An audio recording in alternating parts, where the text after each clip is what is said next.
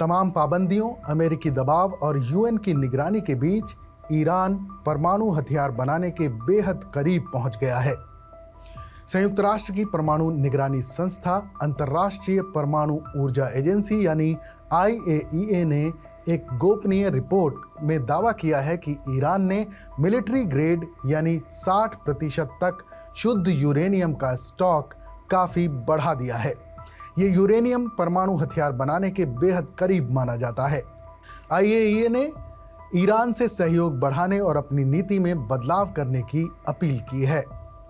ये रिपोर्ट ऐसे वक्त पर आई है जब अमेरिका और ईरान के बीच परमाणु समझौते को फिर से शुरू करने की कोशिशें जारी हैं। इसे लेकर दोनों पक्षों के बीच बातचीत हो रही है, लेकिन अभी तक कोई ठोस नतीजा नहीं निकल पाया है। वहीं इजराइल ने कहा है कि IAEA की रिपोर्ट से पता चलता है कि ईरान परमाणु हथियार बनाने की पूरी तैयारी कर चुका है। इजराइल ने अंतर्राष्ट्रीय समुदाय से इसे फौरन रोकने की अपील की है। अगर ईरान परमाणु हथियार बना लेता है तो वो ऐसा करने वाला 10वां देश होगा। इस वक्त दुनिया में सबसे ज्यादा परमाणु हथियार रूस के पास हैं। IAEA ने कहा है कि 17 मई तक ईरान के पास तकरीबन 408.6 किलो 60% शुद्धता वाला यूरेनियम था। ये मात्रा फरवरी की तुलना में 50% ज्यादा है। यूरेनियम को जब ज्यादा शुद्ध किया जाता है तो वो हथियार बनाने के लायक बन जाता है। 90% शुद्ध यूरेनियम को हथियार ग्रेड यानी परमाणु बम बनाने लायक माना जाता है। 60% पर पहुंच जाने का मतलब ये है कि ईरान अब परमाणु बम बनाने के स्तर से सिर्फ एक कदम पीछे है। IAEA ने यह भी बताया है कि अगर ईरान 60% वाले करीब 42 किलो यूरेनियम को और ज्यादा शुद्ध कर दे तो उससे एक परमाणु बम बनाया जा सकता है। फिलहाल ईरान के पास कुल मिलाकर 9,247.6 किलो समृद्ध यानी एनरिच्ड यूरेनियम है।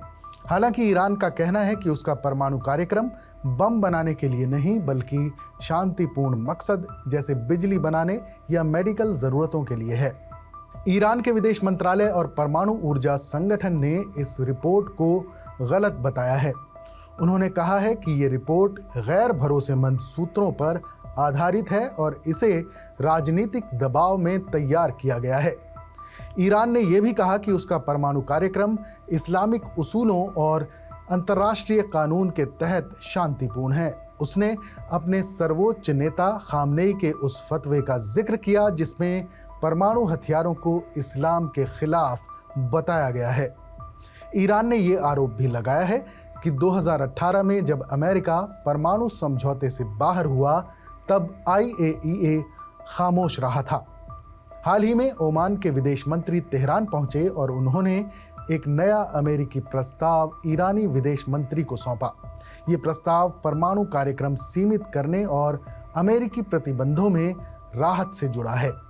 कुछ दिन पहले रोम में अमेरिका और ईरान के बीच बातचीत का 5वां दौर हुआ, लेकिन कोई ठोस नतीजा नहीं निकला था। IAEA ने सदस्य देशों को एक और खुफिया रिपोर्ट भेजी है जिसमें बताया गया है कि ईरान जांच में सहयोग नहीं कर रहा है, खासकर उन जगहों पर जहां बिना जानकारी के यूरेनियम के अंश पाए गए हैं। IAEA को शक है कि 2000 के दशक की शुरुआत में ईरान का एक खुफिया सैन्य परमाणु कार्यक्रम था। जांच में ये बात 3 पुरानी साइटों तुर्कुजाबाद, वरामिन और मरीवान के बारे में सामने आई है। चौथी साइट लाविसान शियान को ईरान ने 2003 के बाद ध्वस्त कर दिया और वहां IAEA को जाने ही नहीं दिया गया। स्वीडन के थिंक टैंक सिपरी ने जून 2024 में परमाणु हथियारों से जुड़ी एक रिपोर्ट जारी की थी। इसके मुताबिक दुनिया भर में फिलहाल 3,904 परमाणु हथियार, मिसाइल या एयरक्राफ्ट मौजूद हैं। भारत, पाकिस्तान और नॉर्थ कोरिया भी अपनी बैलिस्टिक मिसाइलों पर परमाणु वॉरहेड तैनात करने की तैयारी में हैं। दुनिया के 90% परमाणु हथियार रूस और अमेरिका के पास हैं।